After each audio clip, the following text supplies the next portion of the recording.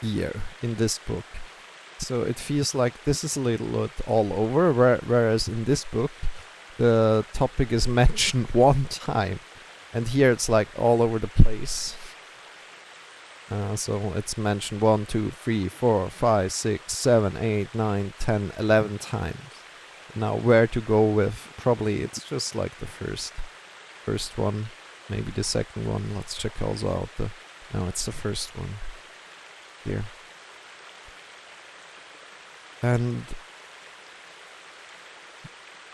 meanwhile, here it's only like one little paragraph about it, I think.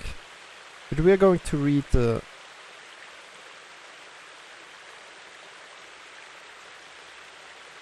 whole thing, and we're going to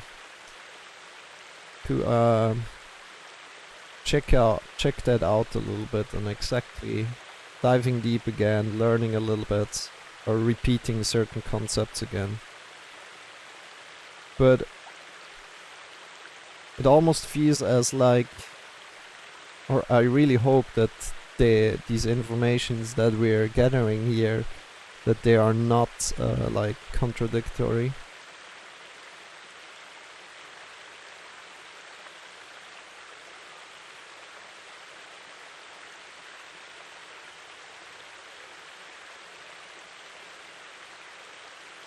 You know, it almost feels like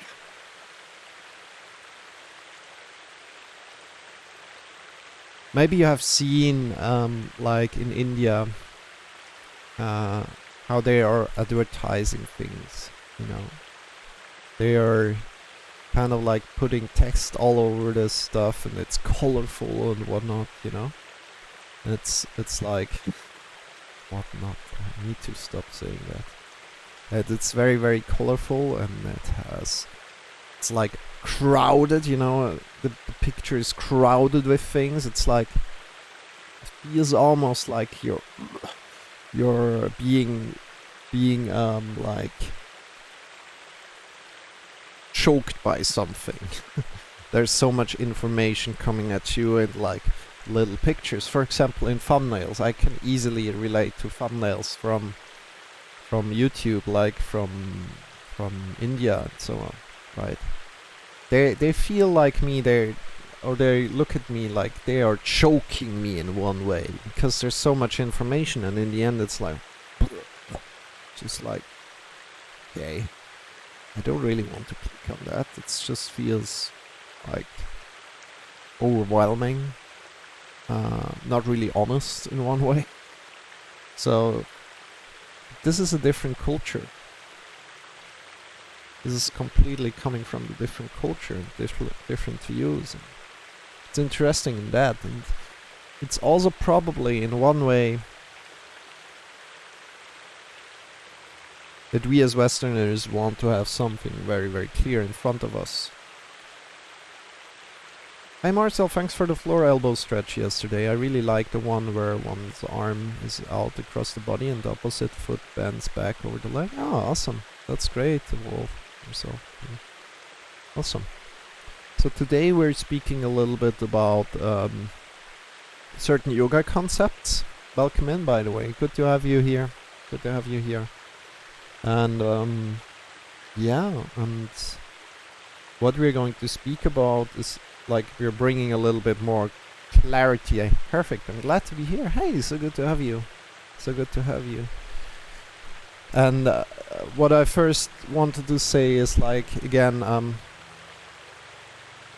a Westerner, right? I'm from Switzerland, and in India there's a lot of like noise going around, and I think people just say whatever they feel is right, you know, and believe that, right? And there's nothing wrong with that, but also as Westerner, it's like, oh yeah, we want to have it fixed. You want to have kind of like almost like a mathematical equation about certain things. And right now I have 3 books in front of me, and we are going to read a little bit about the 3 Gunas. First a little bit, yeah, just an introduction to it, and then we see where it takes us. And I think we will start with this book here. And so basically I just looked up in the index about like, oh yeah, where do they do these books here. So this is called Tantra Illuminated. It's a very, very big book. It's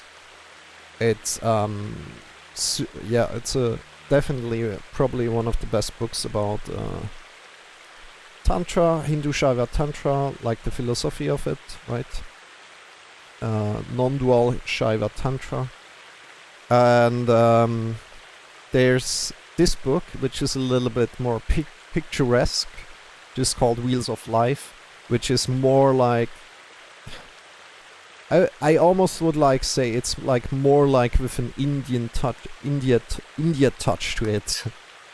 It's like, yeah, it's a little bit all over the place a bit. But also it's like, you know, you really find the title, the 3 Gunas here. And yeah, we're going to start with that, and then we have as well just a little manual from my teacher training, and there's also the 3 Gunas in there, and we're now going to read about them and find out what exactly they are, and yeah, what kind of concepts are similar to these concepts. And you know, that's super interesting. Let's go. Okay, the 3 Gunas. In Hindu mythology, the cosmos is believed to have evolved out of a primordial ground called Prakriti. At any point in time, if you have any questions, please let me know. Similar to the Western alchemical concept of prima materia, Prakriti is woven from the 3 threads called Gunas, or qualities, which create all that we experience. These qualities correspond in our terms to matter, energy, and consciousness. Again, I repeat that. These qualities correspond in our terms to matter, energy, and consciousness. So the 3 things, right? The first of the Gunas is called tamas, and it represents matter, mass, or the heavy stillness of inertia.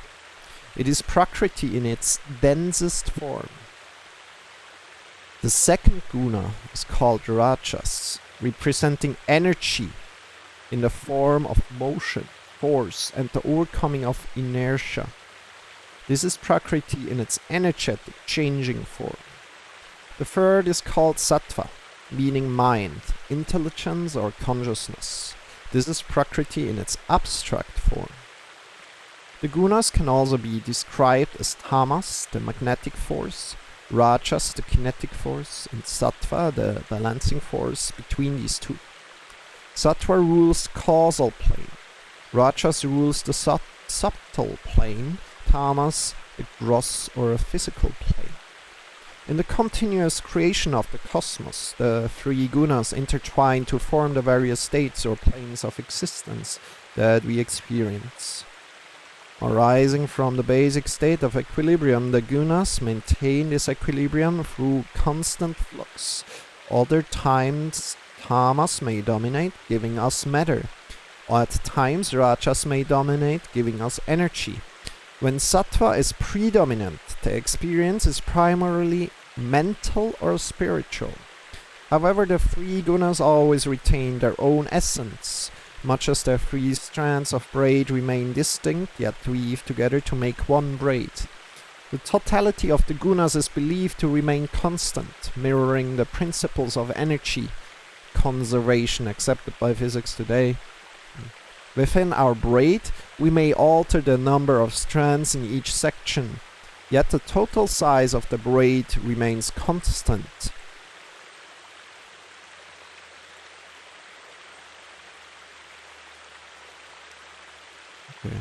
The chakras are comprised of varying proportions of the 3 Gunas. These 3 qualities are the essence of a basic, unified, primordial substance. Together they compose the dance of the universe, yet separately they are quite distinct. The Gunas describe the steps in a cosmic dance, and by studying their interrelationship, we may learn the steps and join in the dance ourselves. Agree, okay. In the following pages, the terms matter, energy, and consciousness will be used quite freely. These terms describe qualities inherent in all aspects of life, the qualities of the three gunas. These terms are not three separate entities and are never found alone without varying proportions of their counterparts. In fact, it is impossible to actually separate them except under an intellectual framework. Energy, matter, and consciousness intertwine to form all that we experience in the same way as the gunas join together to form the cosmos. The chakras are all comprised of these ingredients in various degrees. Matter, tamas, rules the lower chakras. Energy, rajas, rules the middle chakras. And consciousness, sattva, rules the upper chakras. Yet some proportion of the thread is found at every level and in each and every living thing. To balance the weaving of these three basic threads is to bring balance to ourselves in mind, body, and spirit.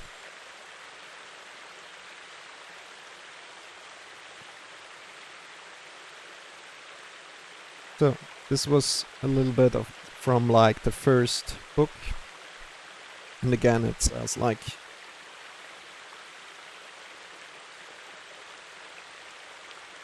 okay, Prakriti, you know, the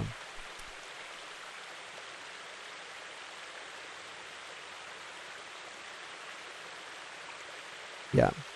So we need to learn more about Prakriti before we can make really a thing to something to say here. Okay, well, the question comes up: what is Prakriti exactly? Right? Now that we have read this, the question comes up: what is Prakriti? Because Prakriti is kind of like these three things that are intertwined, right? These three gunas, the tamas, the one that is kind of like stillness of inertia, or really inertia, right? And it's matter, right? Then we have the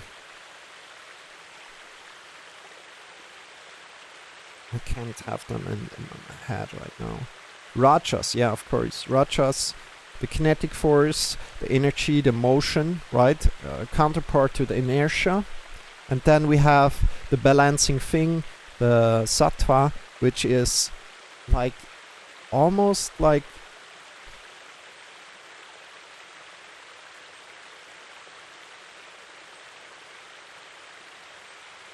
yeah, it represents consciousness, awareness, at least from my view at the moment. And these three things are intertwined. But now the question comes up, okay, what is Prakriti exactly? Now, of course, we have the Prakriti word above, and like, oh yeah, Prakriti are these three things, these three gunas, right? But where does Prakriti belong in the bigger scheme of things? Because now it's just standing in the room, right? You see what I mean there? Good. But with this question in mind, keeping that question in mind, let me quickly grab a pen, and we're writing this question down, so we're going to answer that question later, of course. But we're going to, with these questions, to the other books, and we're going to read it there, so maybe we get some additional explanation out of that, and then we move on, right? So I'm taking you onto a journey. It's not like I'm actually like completely 100% like knowing everything here. So we already know Prakriti are these three things that are intertwined, right? Tamas, Rajas, and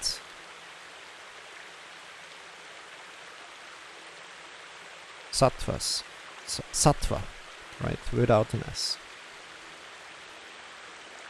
Sattva, yeah. Tamas, Rajas, and Sattva, right? So the question comes now up. Okay, we know what these little things are, Tamas, Rajas, and Sattvas, that are intertwined.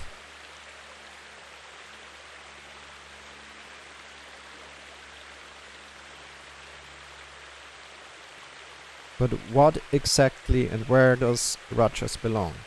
No, Prakriti belong. What is Prakriti?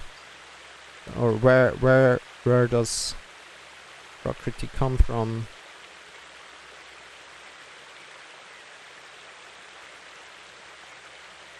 And what we're doing here is we're going from the bottom up, right? We're not going from the top down. We're not going from the forest to the tree, but we're taking the tree and we're going up to the forest. Do you see what we're doing here?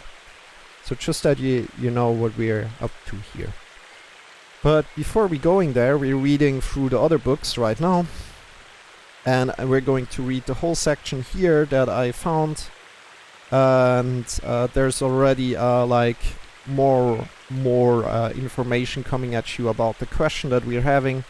And that's great. So, Tattva number 13. Secondary materiality. Prakriti. So already in this book that is way less picturesque, it already like goes into like, oh yeah, what is Prakriti, right? What exactly is Prakriti before diving down, right? It starts to explain above, right? And here we are at the 3 gunas, right? So probably if you go a little bit back, we will see Prakriti or at one point. Yeah, it's probably written in front. We will probably go there, but right now we stay here.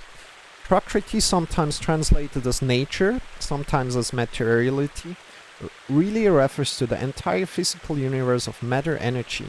Matter and energy were recognized as aspects of each other by the early Indian philosophers, whereas in the West, I need to read that again. Matter and energy were recognized as aspects of each other by the early Indian philosophers.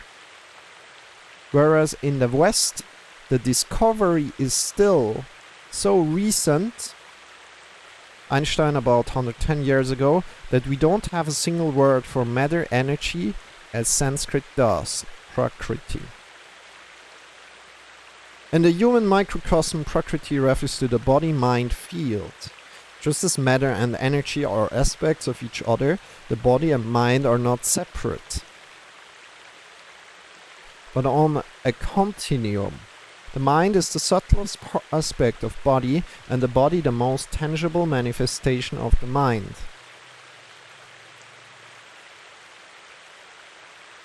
This is why disease in the mind affects the body, and vice versa. Prakriti can also refer to the unmanifest field. Prakriti can also refer to the unmanifest field of primordial materiality at the beginning of the universe, out of which all the lower tattvas are created. In this form, Prakriti consists of perfect balance of the 3 gunas or qualities of nature. Sattva, lucidity and lightness. Rajas, energy and passion. And Tamas, darkness, heaviness and inertia. These 3 gunas we combine in various proportions to make all the tattvas, 14 to 36, the field of Prakriti. Then is everything that can become an object of consciousness. I point E points. In expense. Is it in expense? I always forget what I point E point stands for. Everything except the tattvas we have yet to address. Everything except the tattvas you have yet to address.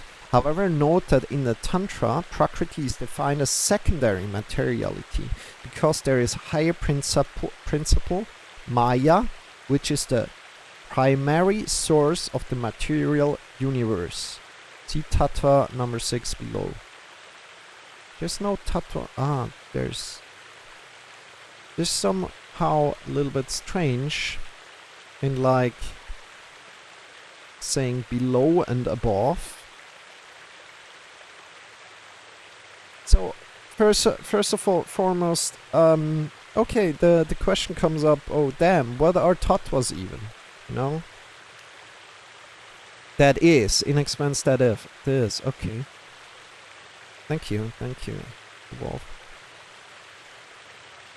That is everything except the tattvas you have yet to address. So now we are coming like from Prakriti.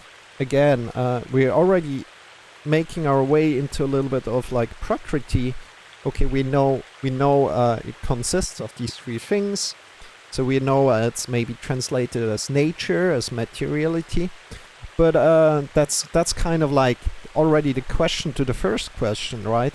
But now we dive deeper and say, okay, so we understand that Prakriti is a tattva, whatever a tattva is. But we need to now understand what kind of like thing a tattva is, right? So where does Prakriti come from? It's coming. So it is a tattva. It is a tattva. Is the answer, right? But what is a tattva, right? And it stands for nature, sometimes materiality.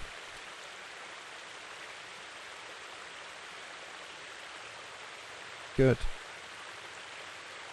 I like this explanation here a little bit better so far.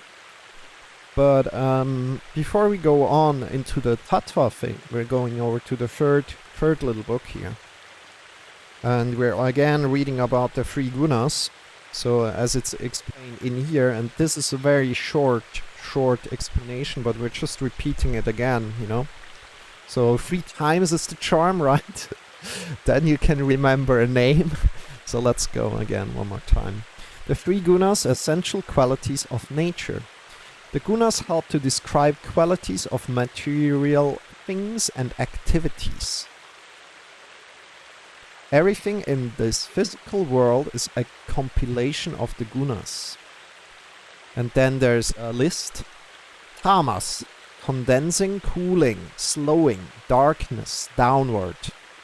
And a little side point as well. Stillness, quiet, inertia, related to earth and water. Then rajas, expanding, heating, accelerating, upward. It's activating, stimulating, and dynamic. It's dynamic, related to fire and air. Then sattva, the balancing, optimizing, light, luminosity. Corresponding to matter, energy, and light. Again, consciousness.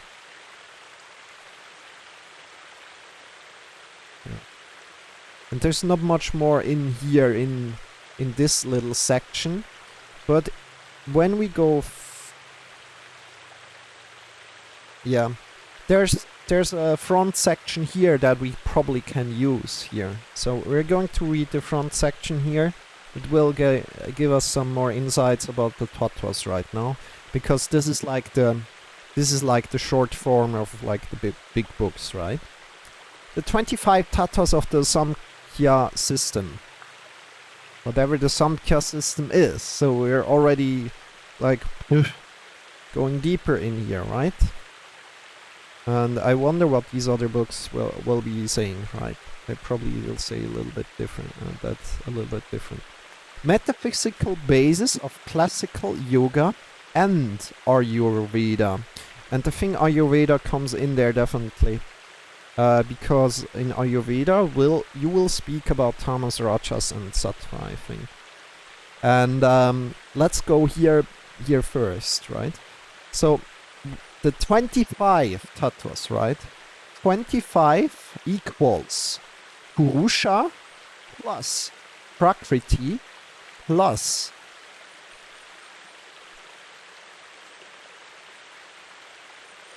that is just like over the top.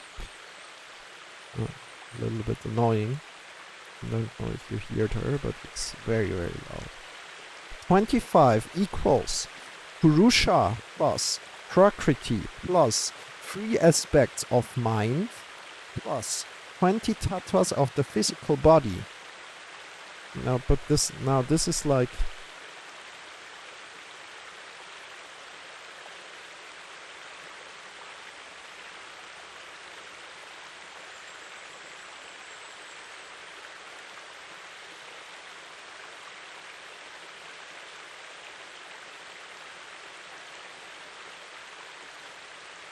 what? That doesn't make sense what they're writing here. So what they're writing is plus the 2 tantric tattvas. I'm not sure if that's correct. The 5 absolute tattvas plus Maya. Again, the same thing that we read here. Plus the 5 kanchukas. Equals 36. So we have 25 equals 36.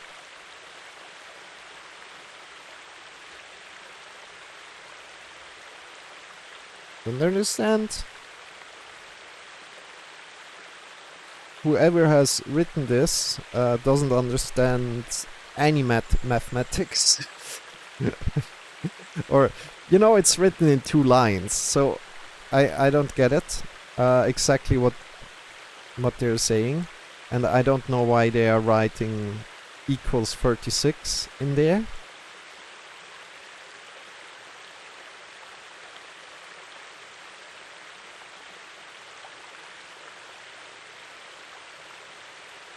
I think it's like 25 is... Yeah, I think it's like... Yeah. I think the 25 just is on the first line. So again, 25 is the Purusha, the Prakriti, the 3 aspects of the mind, and then the 20 tattvas of the physical body.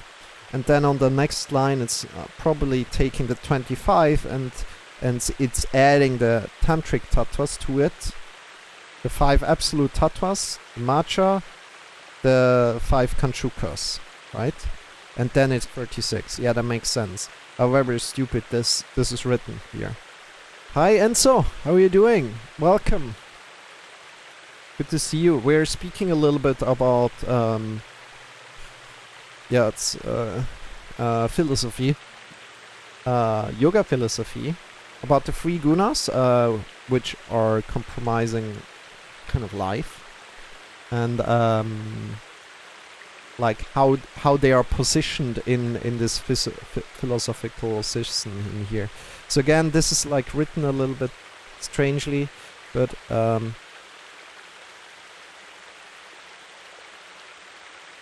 I quickly make a little side note here.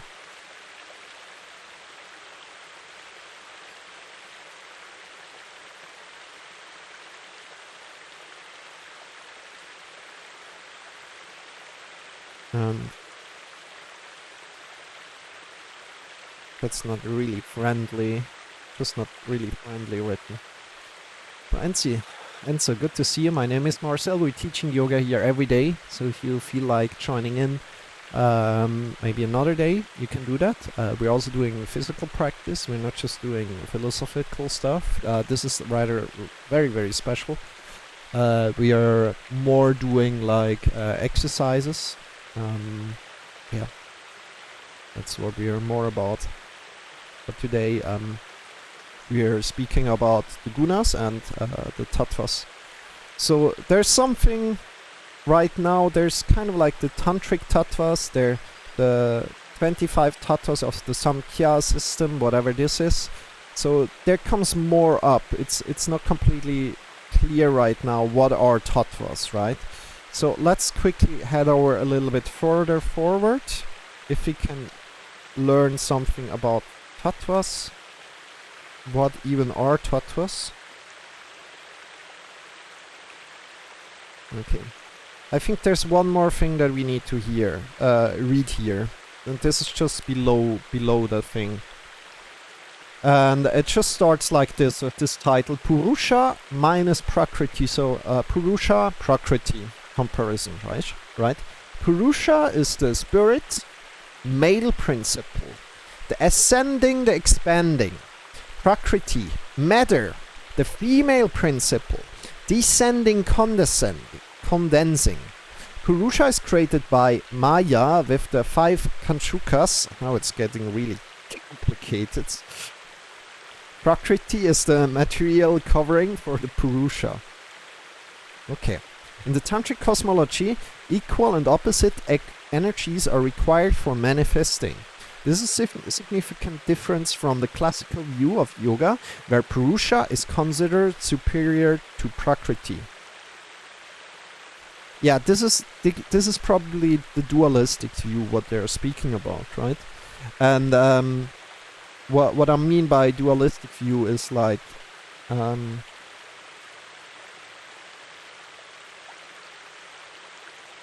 Purusha stands for consciousness. Doesn't make completely sense, but I think it has to do with the dualistic view of the yoga. Right now, as we are like more evolved already, we are speaking about non-dualistic.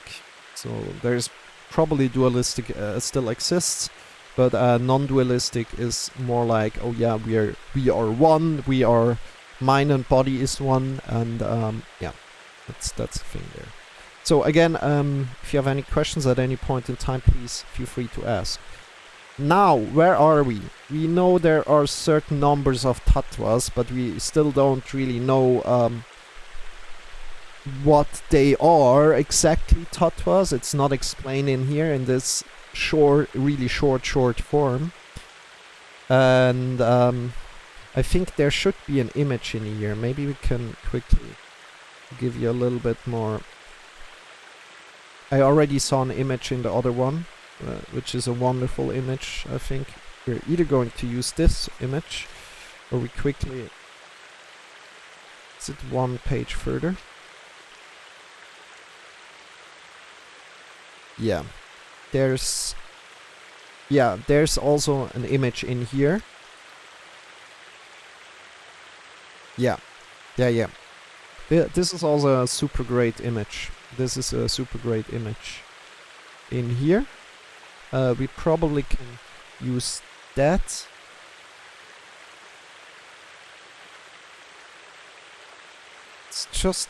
It's just like written differently. Always, it's like you're at one point.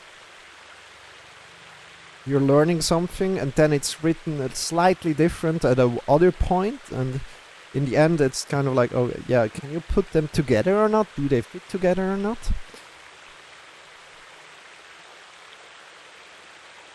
Can you help me with some advice? I work today and I'm so nervous. What can I do? Can you... Hey Rumble, good to see you, welcome in. So yeah,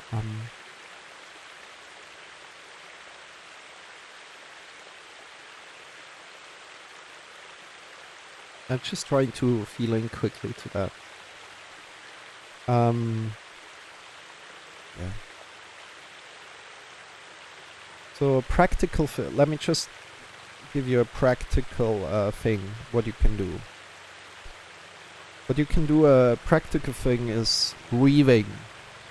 So what you want to do is you want to sit in a way that allows the breath to go into your chest and fill your chest, but also allows, like maybe you have a belt on, I have a belt on, and you can loosen that belt a bit if you have a belt on, right? So what you're doing is you're giving yourself kind of like more space to breathe into the belly. This is the first thing, like we're doing a little breathing practice. This is practice one, right? And then afterwards we can maybe dive quickly deeper.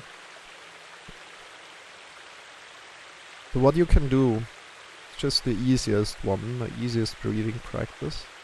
Just with taking deep inhale, feel how your body feels, connect with your body a little. Feel how your feet are rooted to the ground. You deep inhale into your belly, into your chest. Deep, deep, deep, deep.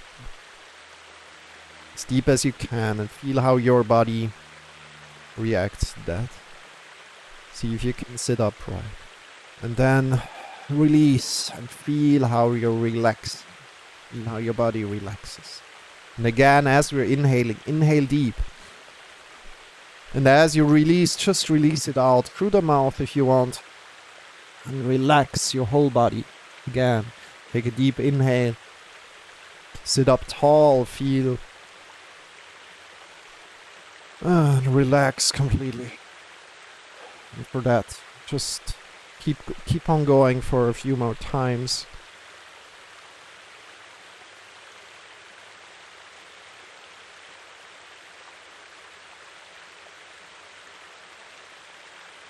In deep inhale, one more time. Your belly into your chest, sit upright. And exhale. Good. Now slowly coming back.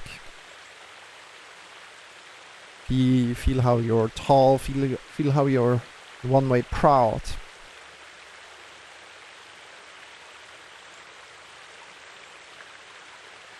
And you know, it's hard for me. It's hard for me to give you a clear answer here. Because I'm obviously not in your situation. I don't understand the exact situation you're at right now. There's a certain limit of nervousness. If you're going over that limit of nervousness, then it's getting uncomfortable. Right? Then it's getting really overwhelming. However, there's also the opposite. If you're completely not nervous, I quickly want to mention that. If you're completely not nervous, not at all, what is there? If you're not nervous at all, there's, and I'm going to give you that because maybe it's too much for you right now to figure that out, right? There's basically no meaning. There's basically no meaning.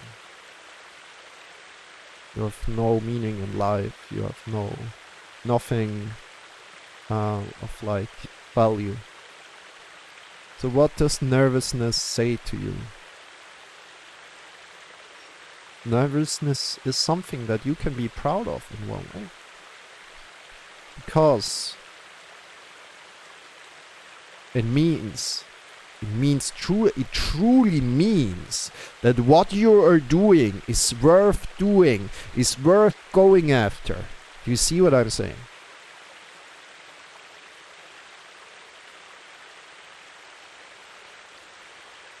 But again, there's a limit to this nervousness.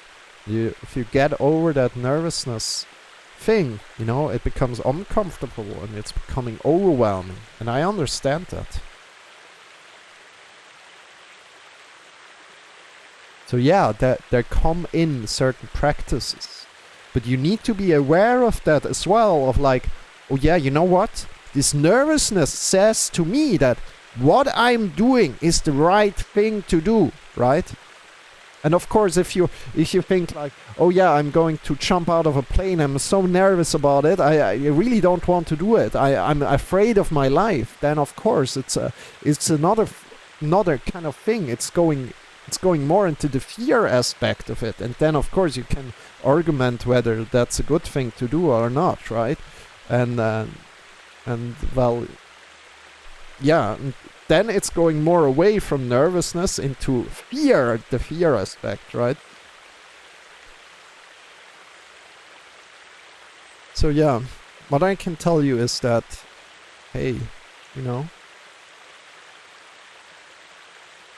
thing is,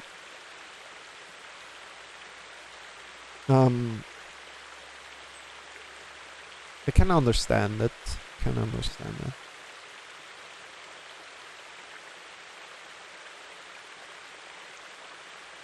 Oh, you're amazing. I didn't think about it like that. It's something worth doing. Yes. Yes, it is.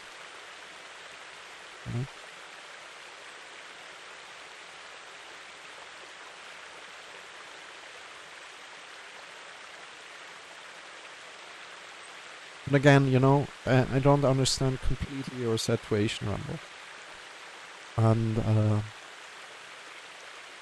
my recommendation is take it step by step, you know. The same thing again. You know, it feels like I'm saying all the time the same things. But it's just a little bit in different aspects. You know, you don't want to see the forest right now, but you want to see one tree. Focus on one tree at a time. Take one step at a time. And then go somewhere else. Take one step at a time and go somewhere else. You know, and then maybe you understand this one tree, and then you go to the next tree and you understand the next tree. But don't focus on the big thing. Because if you focus on the big thing, you will be overwhelmed. Right? And I think this is like the same thing. Focus a little bit more on the moment, right? Try to come into this moment. This is also the practice that we have been doing. We want to feel our body, right? We want to feel our body. We want to come out of your mind a little bit of like the thinking thing right now, and we want to feel, hey, it's okay, I'm here, you know? Yeah, Rumble, I think that's enough now. And that helped you, I'm very grateful. Thank you for like saying, wow, you're amazing. I appreciate that a lot. Appreciate that a lot. So, if you have any more questions, let me know. Other than that, we are going a little bit further into Purusha and Prakriti. So,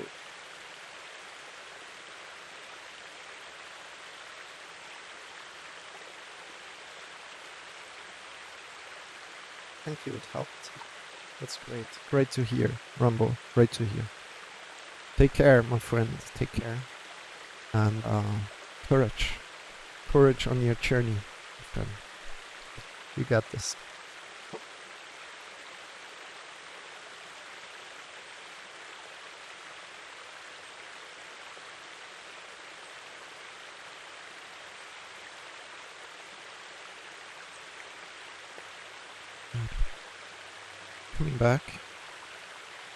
Coming back to the 3 Gunas again. Currently 3 Gunas is Prakriti again, so we're coming from the tree again, coming from the tree slowly up, and seeing like, oh yeah, the 3 Gunas is Prakriti. So now, where is this Prakriti situated? Where is this tree placed in the forest?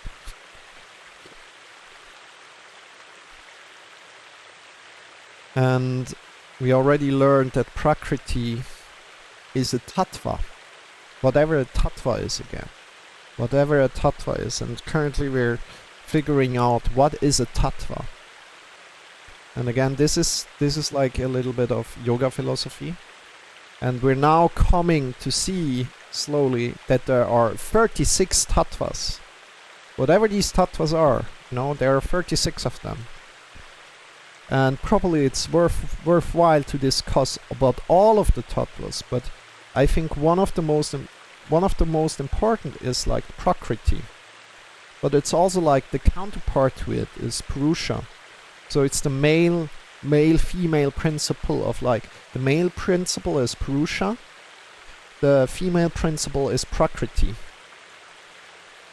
But again, I don't necessarily know, are they connected, are they not connected? We don't really know exactly what Purusha is. So the thing is that we need to figure out exactly what is Purusha, because this we know. Also, what I know already, or what I see here, I can even show. Yeah, it would be good to be able to show it to you, but What I see here, yeah, let me quickly show you. Let me quickly show you. Just do it like this. Okay. That's a little bit dark. Maybe you can see a little bit of it. Whoop. Yep. So here are 25. This is the number that we had before. In the Samkhya thing system. Exactly. Yeah.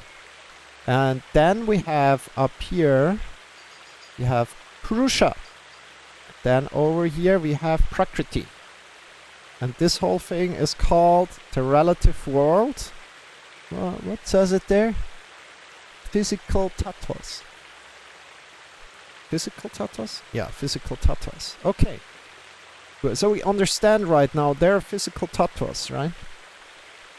Now there's more to it, right? There are... This is also physical tattvas?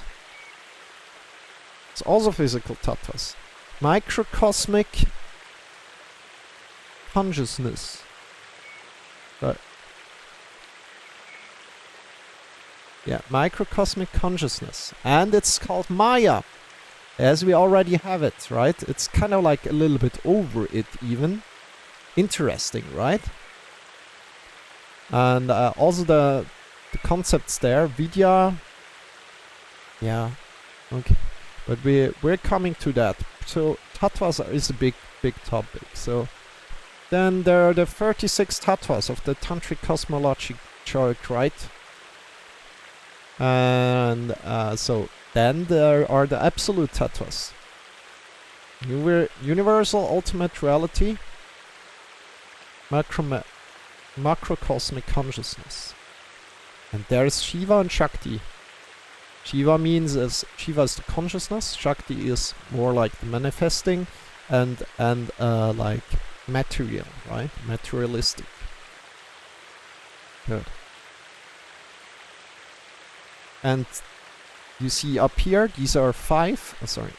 Up here, these are 5. And we have 6.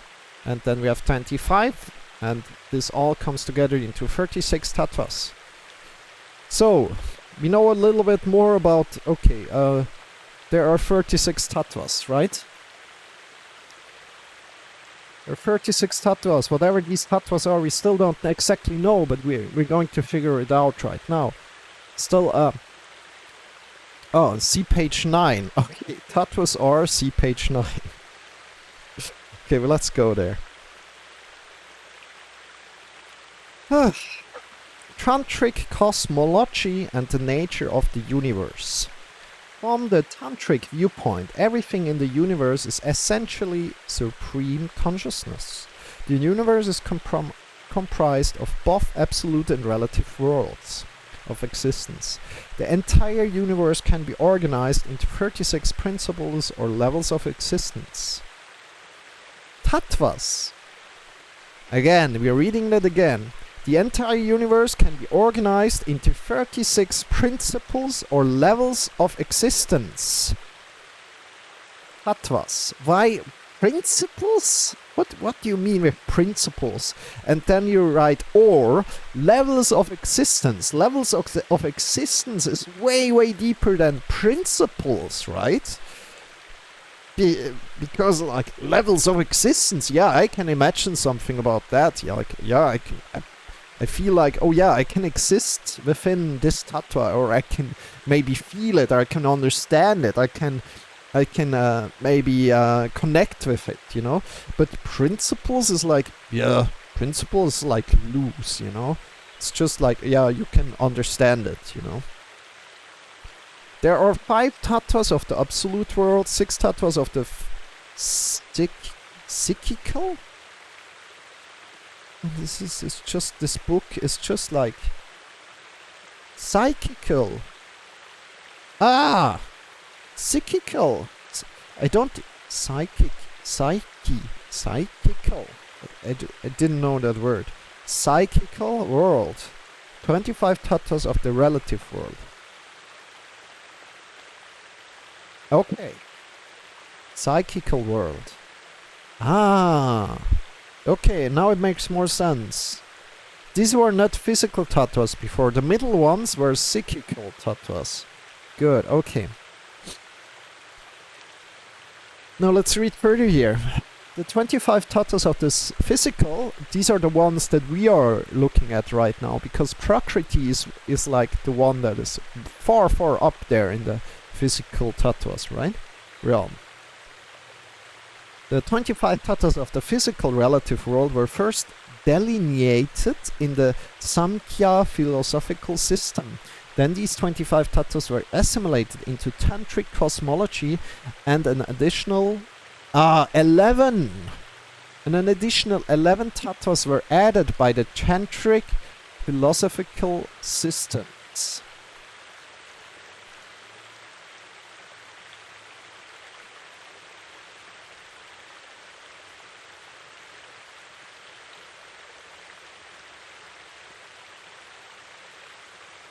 Okay, so it seems to me that like these 25 tattvas were first here.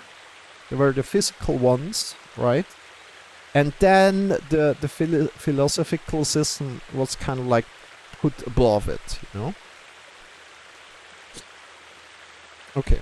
We're coming away from this. We're coming away from this right now, so we're going now over to a little bit more of like this book here again, the middle one. Not the picturesque one right now, but more like the middle one. And we are going to read about, of course, what else should we do? We should read about Purusha right now to see a little bit more about. Okay, what is this all about? You know, we know now Prakriti. We know a little bit about Prakriti, but we don't know about Purusha, so we don't know about kind of like the opposite of it, or I guess, you know? So let's go there. So tattva number 12, individual soul, Purusha, the knowing subject, the self, the witness, pure consciousness, the embodied knower of the field. Atman Shiva, Kshetrayana. I'm not sure how to speak that. Purusha, the innermost self, soul, or pure witness consciousness, sits at the top of the hierarchy of tattvas in the system of Sankhya and the classical yoga of Patanjali. Again, sits at the top of the hierarchy of tattvas in the system of Sankhya and the classical yoga of Patanjali. Remember, the system of Sankhya has 25 tattvas. For those non-tantric systems, it is the ultimate principle, a transcendent reality, spirit as opposed to matter. Okay, there it is. There's the important one. Spirit as opposed to matter. Spirit as opposed to matter. So again, we have Purusha principle. Principle, I think, or tattva. I think it's okay. We're going to read a little bit more about tattvas in a bit, but first let's figure out Purusha, and then we're figuring out more about tattvas. So Purusha is, again, spirit as opposed to matter.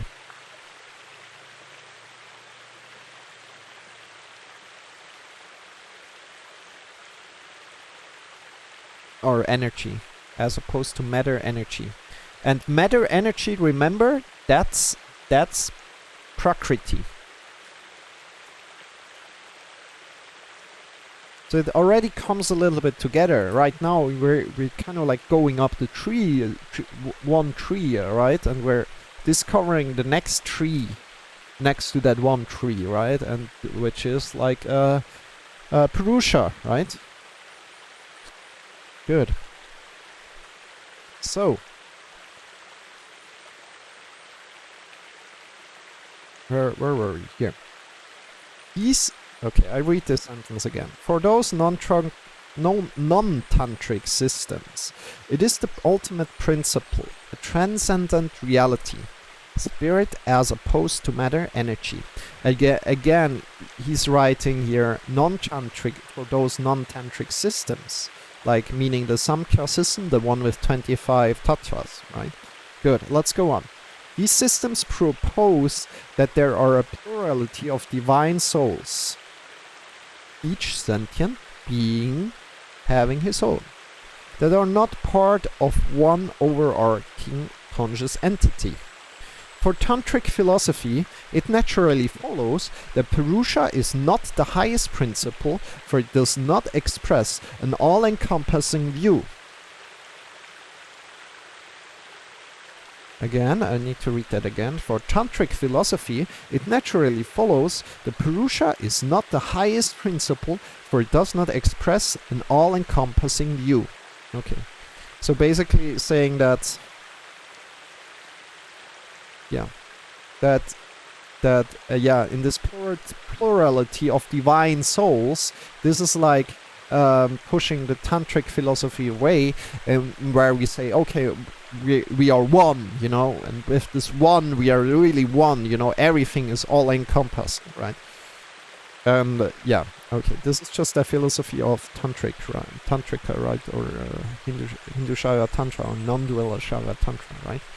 And we're going to read about that in a bit, because we're reading about the view, which is like the very much down to bottom, probably the most important thing to read there.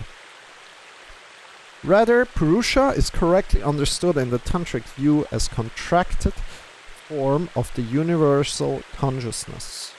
So in the tantric view, there are not a plurality of cells, as in Patanjali, but rather one cell. So Purusha is individuated consciousness. Individuated. I don't understand that word. Individuated.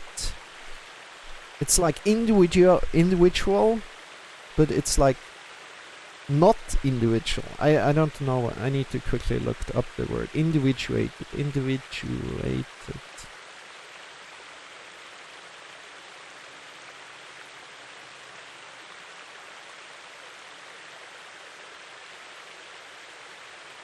Okay, yeah, of course, it makes sense.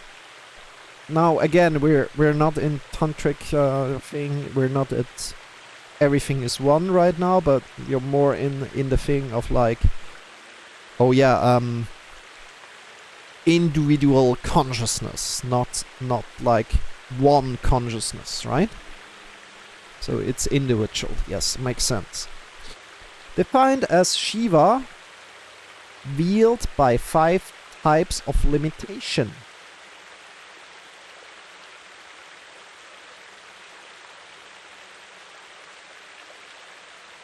This is hard to understand.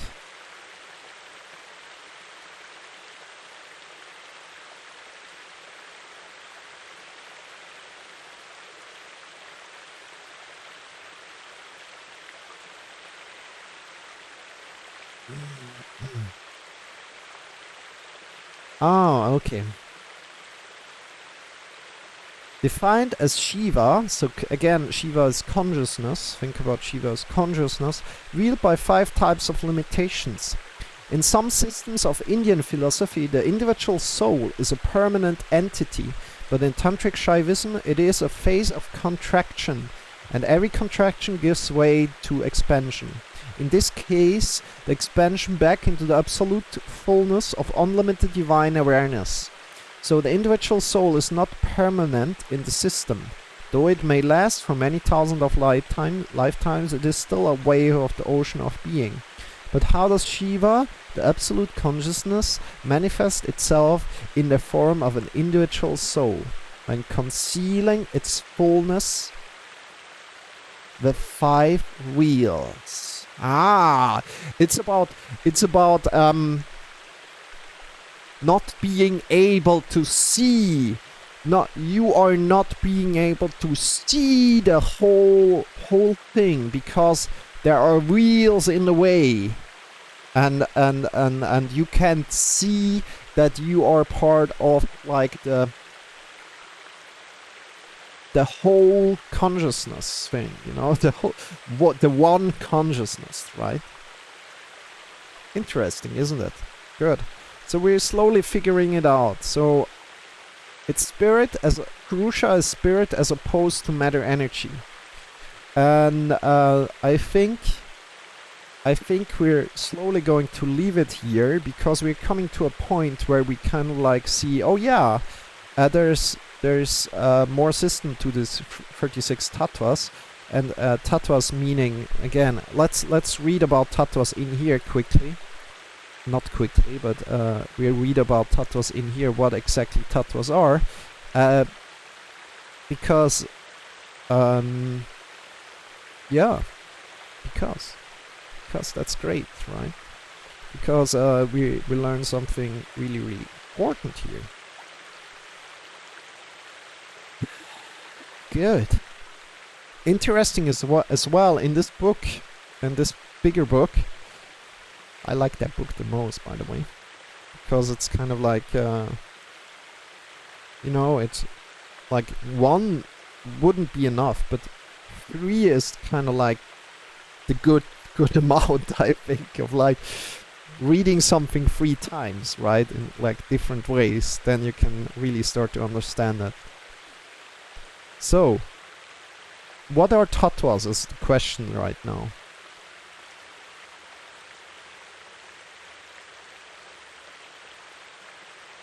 And again, you know, it's also about me, if I'm just telling you what are tattvas, right? And I'm not exploring it on my own right now, right? I'm not really asking the question, and I'm going with you through it, you know? Again and again, like 3 times or so.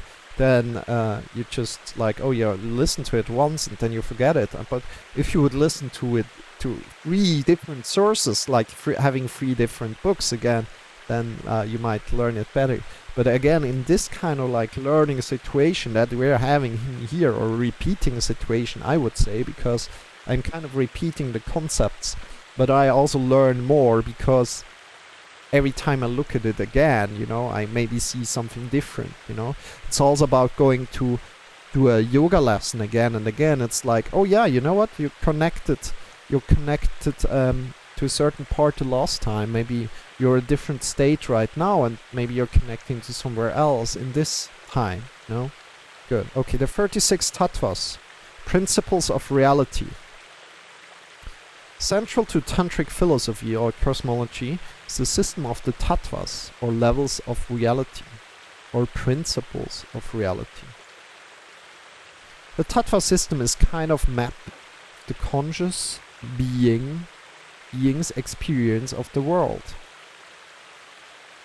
Need to read it again.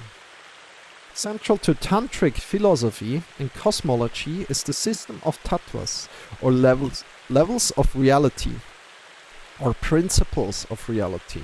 Okay, this is kind of like a little bit same from what we have read over there. The tattva system is a kind of map of the conscious being's experience of the world. Please refer to the tattva chart to the left. The earlier non-tantric Sankhya philosophy, again the Sankhya philosophy is the one with 25 tattvas, followed by Patanjali among others, articulated a system of 25 tattvas when Shaiva Tantra took over. Of 25 tattvas. When Shaiva Tantra took over and reworked the Sankhya system, it added 11 more levels of reality on top, which it claimed the Sankhyas had failed to discover. It's difficult to define the word tattva. It really literally means thatness. So that minus ness. We often translate it as principle of reality. But Abhinava Gupta offers a more precise definition that is helpful if you can understand it. Okay, let's try to If you can understand it.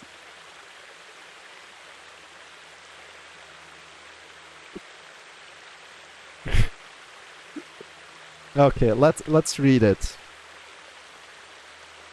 A tattva is that which, by virtue of its reality, enables conscious agents to subsume the categories within it.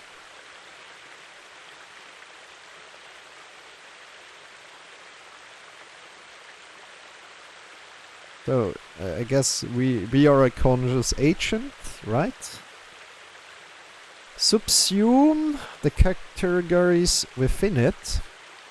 So, what does subsume mean? I need to translate it. Subsume translation.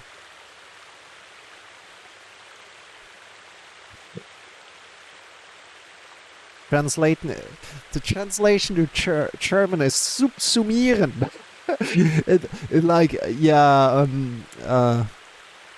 it's like adding together, or adding the sub thing together. What does it mean? Okay, let's go. Subsume meaning. Include or absorb something into something else.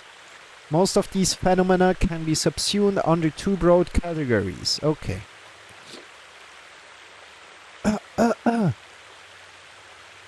So we're coming slowly to an end, Evolve Yourself TV. Slowly. It's coming to an end. Like figuring out what's tattva, right? We often translate it as principle of reality, but Abhinavagupta offers a more precise definition that is helpful if you can understand it.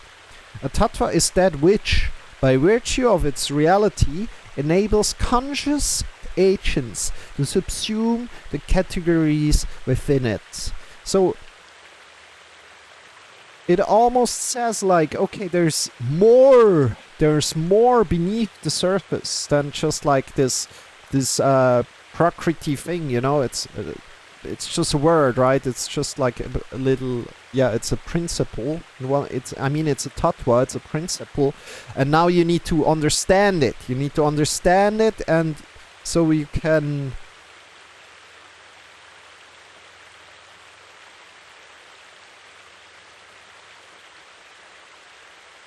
by virtue of its reality.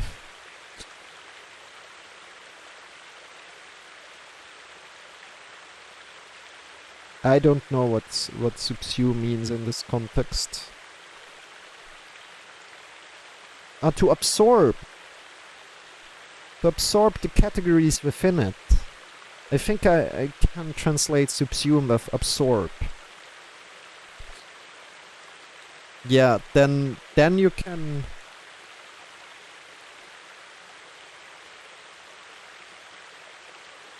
Yeah.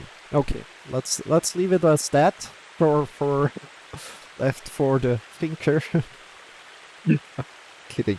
It's easier to understand the concept if you familiarize yourself with the specific tattvas. The tattvas can be enumerated from the bottom up or the top down. The top down order, Shiva to earth, so consciousness to earth. Interesting. Is the order of creation. Okay, now we're getting into that. This is interesting. This is also like, think about the chakras. So, Shiva to earth means like we're going from consciousness to the earth. Right? Is the order of creation, so from the top to the bottom. So what that means is like, oh yeah, we're consciousness about something, we're thinking about something, and then we're going slowly from that thinking state, slowly down, and in the end it's kind of like manifested, you know? So we're coming from a thought to something manifested, right? And then we have the other way around, the bottom-up order, from Earth to Shiva, is the order of liberation or return to source. So we're coming from something manifested and we're coming up to consciousness, right? Samhara Krama, it said. And the first one is Shushti Krama, Samhara Krama. We'll examine them in the letter sequence, that is, from the bottom up. The first, by the way, thank you again, thank you again, all of yourself. That is, from the bottom up. The first 5 tattvas are the 5 great elements of materiality, or Pancha Mahabhutas. Each is accompanied by its traditional tantric symbol used in visualization exercises. I need to read that again. The first 5 tattvas are the 5 great elements of materiality, or Pancha Mahabhutas. Each is accompanied by its traditional tantric symbol used in visualization exercises.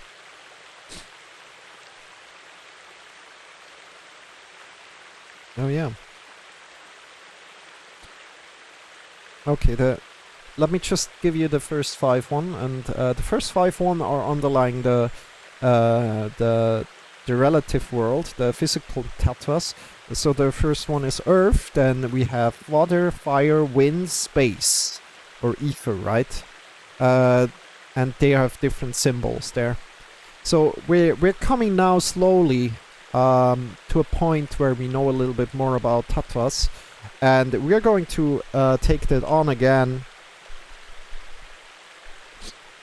next time, when we're doing this next time, and we're going to learn more about tattvas. But again, think about the tattvas in a way like, okay, what are the tattvas? They're principles. They're here to learn from. Principle of reality. Let's just leave it like that. Principle of reality. At the moment, and as we learn more about the tattvas, probably this becomes a little bit more clear, as it's also written in the text, you know. However, we are going to take it now to a different way, because like the philosophy that I learned is like Hindu Shaiva Tantra, and I wanted to read quickly about you the main little statement.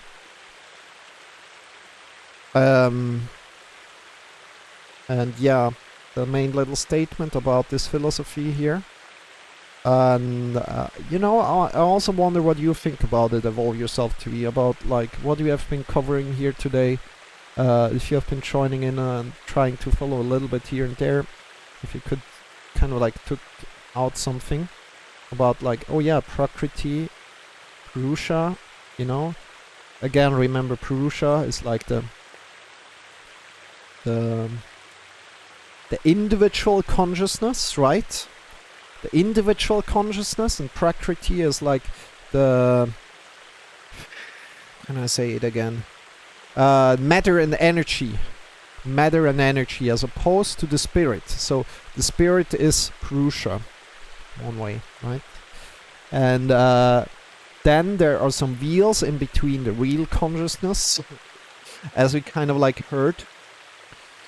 And there's a lot more to the tattva system, and we definitely need to go into it again. It's just not enough to have it covered a little bit here. But right now we're going to read about the view, which is like the main thing about this damn super heavy big book, you know. It's rather super big and very, very complicated. And as you see, but the good thing is, as we have like 3 different sources here, we really can figure it out way, way better. And if you don't understand something at one point, you can read it at another point, and we can put things together, and we can see if like, oh yeah, this makes sense, oh, something wasn't clear there, oh, I misread that, something kind of like these things, you know. Okay, the view. Are you ready? It's going to be quite dense. I'm going to read it once. I'm not going to read it more than that today. So I'm also not going to repeat things, so the view. All that exists throughout all time and beyond is one infinite divine consciousness. Again, this is like the thing of like Hindu Shaiva Tantra, right?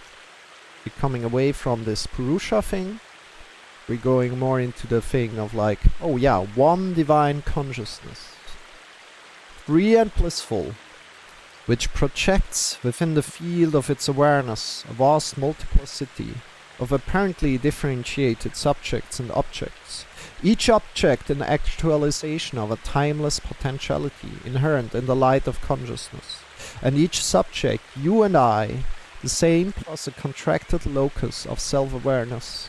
This creation, a divine play, is the result of the natural impulse within consciousness to express the totality of its self-knowledge. In action, an impulse arising from love. The unbounded light of consciousness contracts into finite, embodied loci of awareness out of its free will. When those finite subjects then identify with the limited and circumscribed cognitions and circumstances that make up this phase of their existence, instead of identifying with the trans-individual overarching pulsation of pure awareness that is their true nature, they're experiencing what they call suffering. To rectify this, some feel an inner urge to take up the path of spiritual wisdom and yogic practice, the purpose of which is to undermine their misidentification and directly reveal within the immediacy of awareness the fact that the divine powers of consciousness, bliss, willing, knowing, and acting comprise the totality of individual experience as well, thereby triggering a recognition that one's real identity is that of the highest divinity, the whole in every part. This experiential insight is repeated and reinforced through various means until it becomes the non-conceptual ground of every moment of experience, and one's contracted sense of self and separation from the whole is finally annihilated in the incandescent radiance of the complete expansion into perfect wholeness. Then one's perception fully encompasses the reality of a universe dancing ecstatically in the animation of its completely perfect divinity. And again, this is for you to digest. I'm not talking about anything religious here. We're not talking about anything religious here. This is all spiritual. This is all philosophies, right? It's important to understand. This is spiritual. This is for you to digest if you want. So, I'm not giving you something that you need to believe in, right? It's for you to digest and to say if it's resonating to you or not. And with that said, my friends, this was it today. I hope you enjoyed. And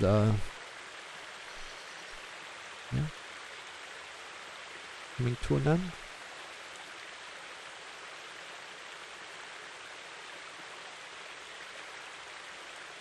Thanks for hanging out with me over yourself today. Hope you enjoyed. Maybe there was something we ventured quite deep into tattvas. Maybe we take it even on tomorrow again, and we're going a little bit more like to the whole thing. There's much wisdom in those books, definitely. Yeah, especially in this one here, I guess. But also like in the philosophy, right? But and it's definitely, it's a view again. It kind of like is written as, oh yeah, this is the view, But it's also about here to see, oh yeah, there are different people in the world with different kind of views, with different kind of lenses, And this is also a lot about that, right? different kind of wheels and in their different kind of process, right? So yeah, very good to have you right now.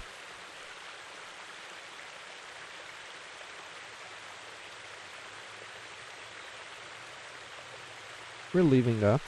So again, these are very, very deep concepts, and very, very, very deep concepts, and I think I'm not sure with how many people really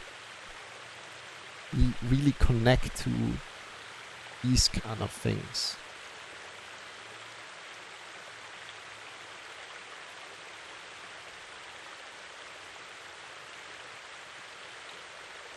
As deep as we're doing it here again. As it's kind of like trying to really, start to grasp it, right?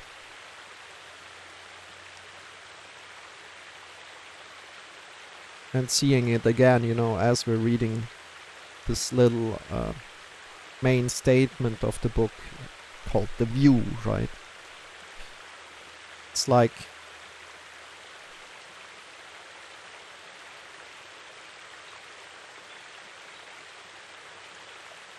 making a little bit more sense as we dive deeper into the book, as we dive deeper into the book, at least to me, right?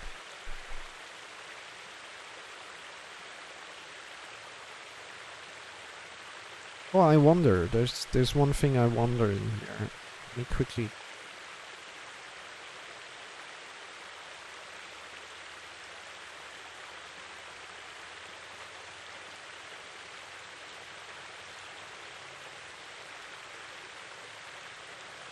So I'm currently... I like to mention one more thing where I am in my process. I try to be a better yoga teacher. And I'm coming back to like learning about these things again.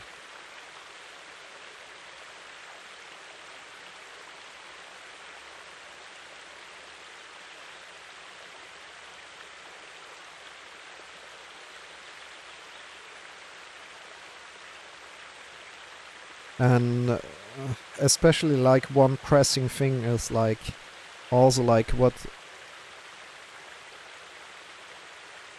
Hey, Munetz, is this Yoga Hana? What do you mean, is this Yoga Hana? I'm not Yoga Hana, but Yoga Hana is also like in here. Don't worry, we know Yoga Hana. We know and love Yoga Hana, of course. So big shout out to Yoga Hana, but also let me give out a big shout out to the wonderful Evolve Yourself. How are you doing, Munitz? How is it going? Oh my god. Whoops. I bailed before I could. And yeah, this is Yoga Hana.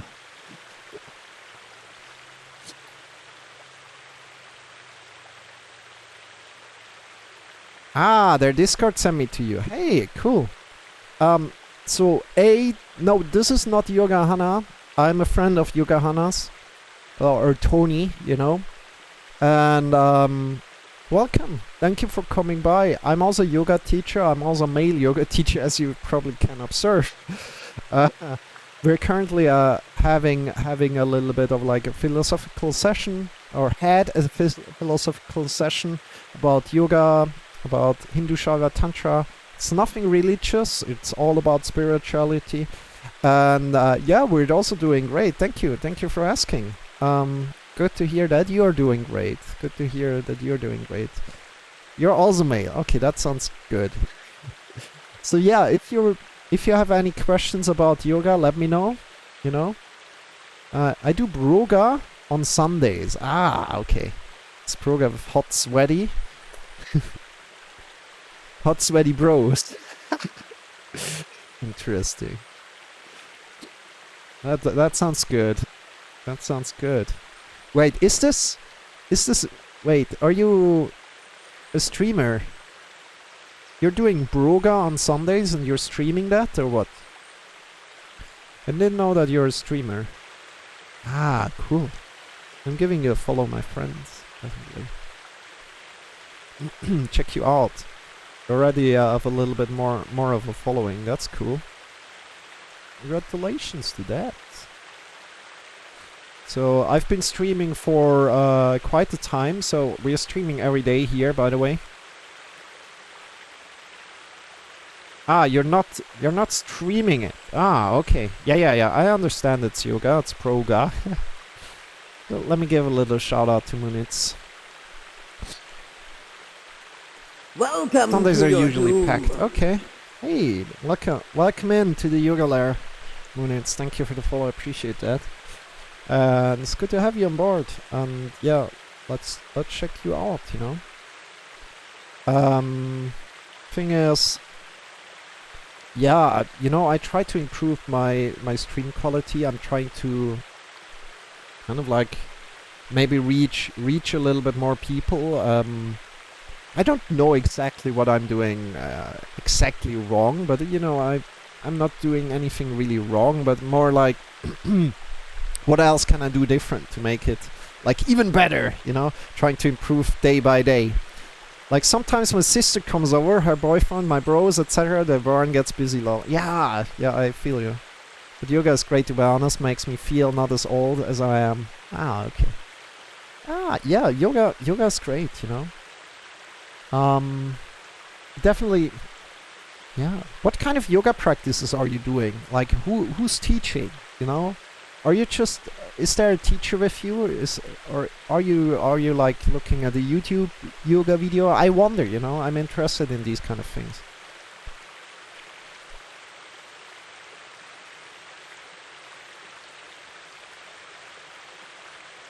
Talk to chat, which is number one important. Do that and you're golden. Yeah, I mean,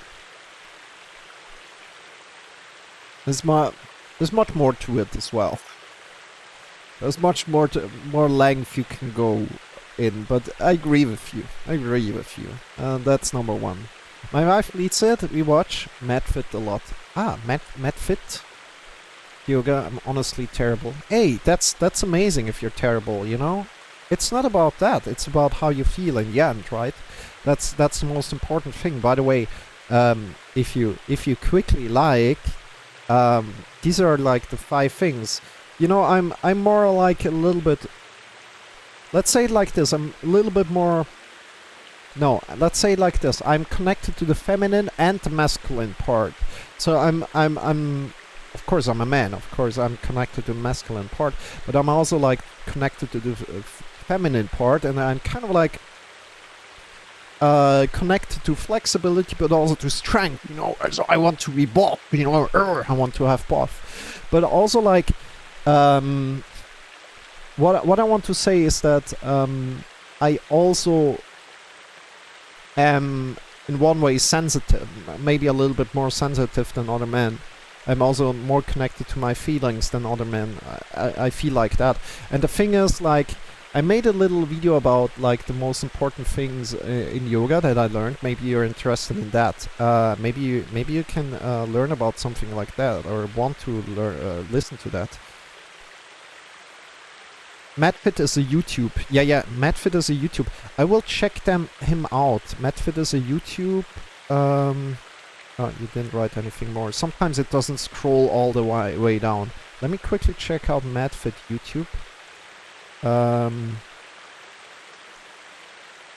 Is it? It's written with 1D, right? So yeah, I also have some yoga stuff. So first of all, I made a video like 5 tips for men for in-person yoga, but you don't have that thing, you know. It's more for people that want to go to a yoga lesson as a man, that never have been to one and maybe are afraid and they don't know how that works. So people can look at that video and figure that out as a man, because there are additional obstacles for men that stand a little bit in the way of like this thing, you know, of like going into a yoga class, right? But there's also like 5 things I wish I knew about yoga. So maybe you like to to watch that quickly. It's just 3 minutes long if you're interested, but I just really wanted to share that with you because you're in here and you're kind of like saying, oh yeah, I'm not, what you're saying. I'm not good at yoga at all. That's kind of like the thing. And that's kind of like the thing in this video is like, oh, don't compare yourself. This is the first one of these 5s. That's why I came to this video right now. And it's a video that I did some time back, not too long ago though. And hey, Moonitz, thank you so much for coming in. I appreciate you. If you have any more questions about yoga, feel free to join me, ask me anything. I try to figure it out for you. If I don't know it, try to figure it out for you. And today we had a little bit of a philosophical connection to yoga, because yoga is not just about moving your body, it's much more about all different aspects of like chanting, of singing something. It's about even philosophy. It's like all encompassing in one way, it doesn't really stop. So it's super broad, and it's very hard to be a yoga teacher that tries to goes there and says like, oh yeah, you know what, I want to understand these things so I can be a better teacher, but it's so broad, so you don't really know where to start, but at one point you need to start. Do you only get me a little bit here and there? So I will sub when I get off my mobile and watch it, and hey, appreciate that, Monitz. I hope it helps you, Maybe it helps you a little bit. Maybe it helps you a little bit to, again, enforce that thing that I've been saying, hey, you're good. If yoga feels great to you, hey, hats off to you. You're doing great.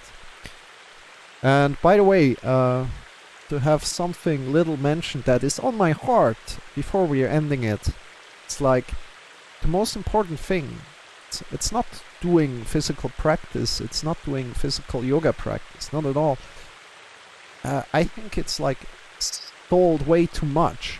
But the most important thing, at least from my view at the moment, is like, hey, go out for a walk. That's it. Go out for a walk. Nobody can sell you that, this is the most important thing. Go out for a walk. It's better than yoga, in my opinion. It's better than yoga. And maybe in a forest if you can. So it's good to know you, Munitz. My name is Marcel. And maybe see each other again. Usually I do yoga here on this mat. Today we did some philosophy. I'm glad we did that. When I sub, you will be 2 subs from 100. Yeah, definitely. I'm excited about it, Even if it's like, we're having a little bit of a celebration there, I guess. It has been a long way, It has been a long way, and of course my YouTube channel was there for long ago, and probably a lot of these subscribers are sleeping, A lot of the subscribers are also like my friends, or some of them, but I'm not really promoting it anymore on my social media. I also put my social media really down. I basically deleted Instagram. I deleted all other kind of things. I still have like some messengers, but that's it. And YouTube. I have YouTube and messengers. That's it. I'm not doing anything else anymore because it just distracts me from my main goal, which is like YouTube or Twitch. Nice to meet you as well. Yeah. Pleasure is on my side. Yeah, it's the same for me, friends mostly. Yeah. You also have a YouTube channel. I'll check you out, man, my friend. By the way, I have multiple YouTube channels, so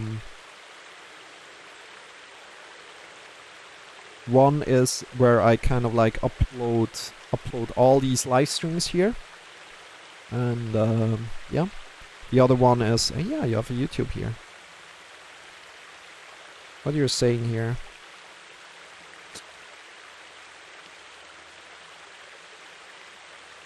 There's a host going on. I make travel montages, Fortnite montages, and Call of Duty sniping montages. Oh, cool. Hey, that's amazing. Okay, but there's money.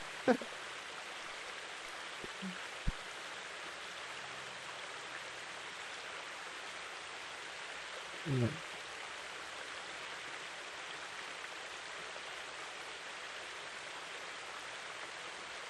You have your own gym. That's really cool.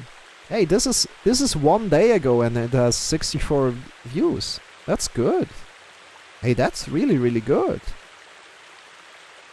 You make good videos.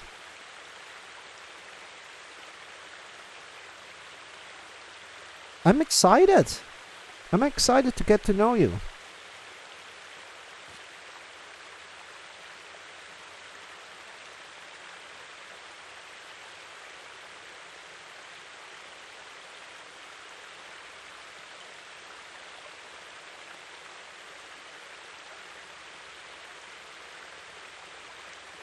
Really cool.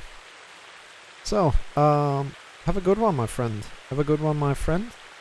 And we are calling it a day here.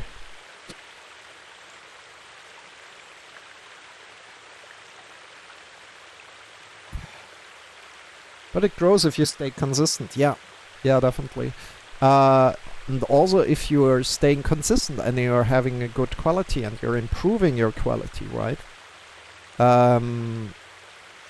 And I'm in the part of doing that. However, it's super hard. Super hard. Your friends, we're coming to an end. Let's go and raid somebody. And I'm glad to take you around here in the yoga world a little bit, Munit. So feel free to check out my dear friend Yoga with Chen. I think she's currently online. So we're heading over to Yoga with Chen today, checking her out, seeing what she's up to.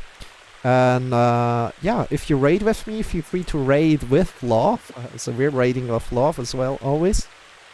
Probably we're raiding with something else very soon. As soon as I have my new speech emotes. The speech emotes. Yeah, you know, other alerts, that's what I want to say. Then we're raiding with fire or something else. But today we're raiding with love. So feel free to raiding with love and put your favorite emotes in there if you have some favorite emotes.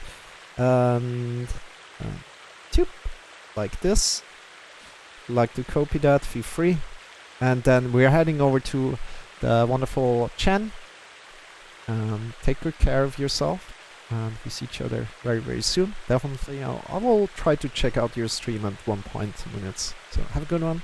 Take care. Bye bye. Evolve yourself. If you're still here, take care. All the best to you. Thank you so much for joining in. By the way, I come back to your video. Evolve yourself. If you have any, I will do it at 1 point very soon in the future. It will take me probably about a month until it's finished. But I will do that video. And I hope you will enjoy it. And again, thank you so much for your guide from us. Everybody who has been in here. There was a blast streaming today. Thank you so much for coming in, Munits. If you have any questions about yoga, let me know. If you want to have a video made for you about yoga, if you have any kind of difficulties in yoga, let me know about that, and I can gladly make a video about that. With that said, all the best to you. Bye bye. Have a good one.